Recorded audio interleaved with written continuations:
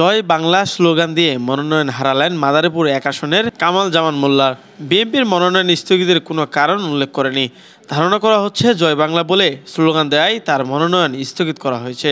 মঙ্গলবার ৪ নভেম্বর বিকেলে বিএনপির সিনিয়র যুগ্ম মহাসচিব রুহুল কবির রিজভীর পাঠানো প্রেস বিজ্ঞপ্তিতে স্থগিতের তথ্য জানানো হয়।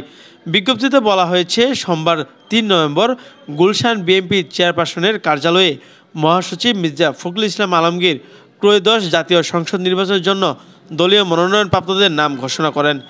এ সময় মাদারীপুর ১ আসনের মনোনয়ন প্রার্থী কামাল জামান মোল্লার নামও ঘোষণা করা হয়। কামাল জামান মোল্লা মাদারীপুর ১ আসনের মনোনয়ন পাওয়ার পর ফেসবুকে একটি পোস্ট ভাইরাল হয়। সে পোস্টে এক ভিডিওতে দেখা যায় কামাল জামান মোল্লা উপস্থিত হয়ে আপনাদের সবাইকে ধন্যবাদ জানাচ্ছি, সবাই ভালো থাকবেন, তারেক রহমান জিন্দাবাদ, ম্যাডাম খালেদা জিয়া জিন্দাবাদ, জয় বাংলা এই বলে তিনি জিহ্বায় কামড় দেন।